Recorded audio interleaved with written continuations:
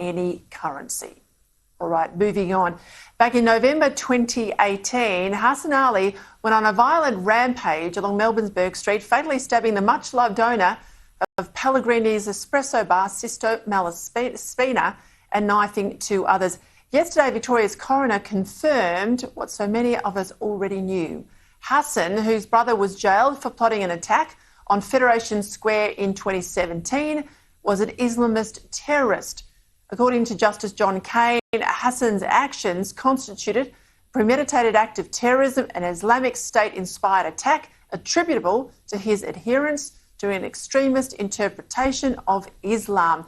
Cain also found Victoria's police anti-terror squad missed opportunities ahead of the attack but did not conclude that the incident could have been averted. To discuss this and more, I'm joined by my political panel, Assistant Minister for Women Amanda Stoker and Labor MP Joel Fitzgibbon. Amanda, I'll start with you if I can.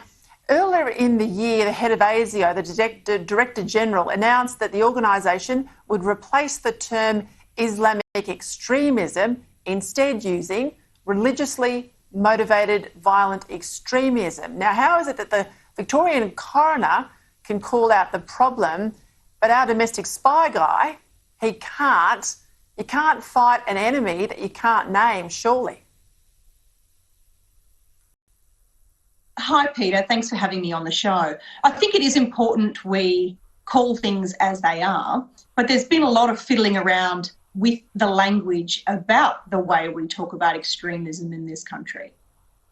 That reflects, I think, a political push and a shifting in the sands, because we are seeing extremism at the moment that takes a whole lot of different political and religious characters. But most importantly, to take away from the findings of the coroner are the idea that there are matters we can learn from. We shouldn't forget the suffering that the Malafina family have gone through, and that's significant. And we also, I think, need to keep a sharp eye on the Victorian government, who seems intent on making sure that people who are convicted of terrorism offences don't seem to spend an awful lot of time repenting for doing so. Now, we have an example of only a week or two ago where a fella who was convicted of a terrorist offence in Victoria spent no more than 9 hours after having his sentence imposed before being released with a COVID discount. We should have seen him do at least 9 months of time. It's very important the Victorian government faces up to how many people are in this category, because we don't have any transparency around that, and we need to understand the nature of the risk that that poses to the community. The federal government is, of course, seeking a control order in relation to that person, considering its options there, but this is a serious problem. I couldn't agree more, and more control orders, the better if they're getting out in COVID discounts. But if you can't call it Islamic terrorism, if that's what it is, then I think ASIO has a problem. Joel, a little earlier on, I had Keith Pitt on the show. I regard him as one of the best on the front bench. He's been pushed out of cabinet, but of course that means that resources and water have left cabinet as well. This is an own goal by Barnaby Joyce, isn't it? It's extraordinary, Peter, and came as a shock to me, quite frankly. I thought Joyce would be smarter than that. The problem, of course, is that he made too many promises and to win the leadership, and someone had to go.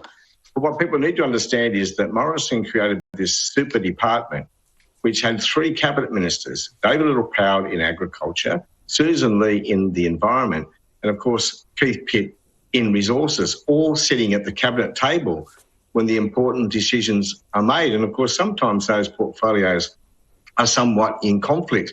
So you need Keith Pitt or his equivalent at the table. Well, Barnaby Joyce's first act was to punt resources out of the cabinet room, which is going to prove a huge mistake. And of course he won the leadership, promising his colleagues that he'd put mining front and centre in the community debate. Well, not a good start. No, it's not a good start at all.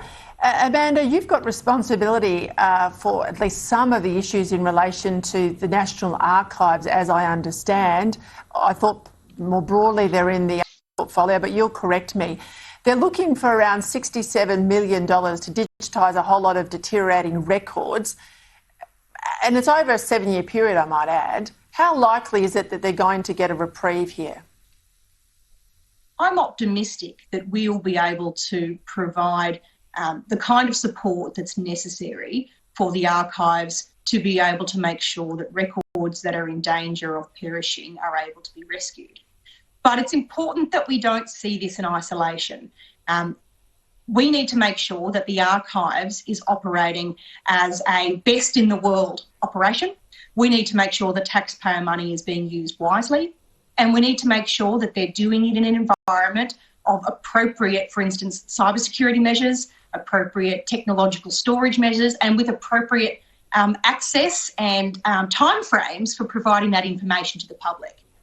We are going through behind the scenes the process of getting all of those things right. And I'm optimistic we'll be able to do what's necessary to make sure the archives can deal with its present issue. All right, we'll look forward to the detail, but it sounds like they're going to get some money at the very least.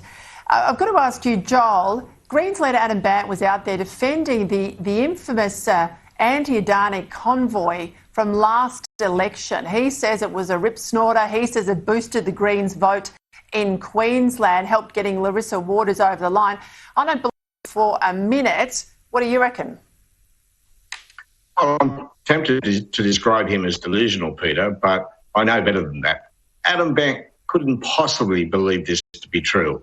What happened in central Queensland, in particular during that convoy, was that the people of Queensland gave Bob Brown the collective finger. And it did the Greens and the Labor Party enormous damage, because at the time we were equivocating over Adani. Not me, of course, Peter, but our leadership was equivocating. That sent a very, very clear anti-mining message to communities in the Hunter Valley, central and north Queensland. And the convoy, cleverly planned in a sense by Bob Brown, if it was his intention to do Labor harm, really solidified the views of local people. And a lot of that big swing against us in coal mining communities can be attributed to the Bob Brown convoy. There is no doubt about that. Look, I absolutely agree with you, and you'd be smart to watch out. They're probably planning one to come your way in Hunter at the next election, but I know you're across all of that. Amanda Stoker, Joel Fitzgibbon, thank you for your time. Thanks, Peter. Thanks, Amanda. Right after the break, Ash Barty, something interesting. Let me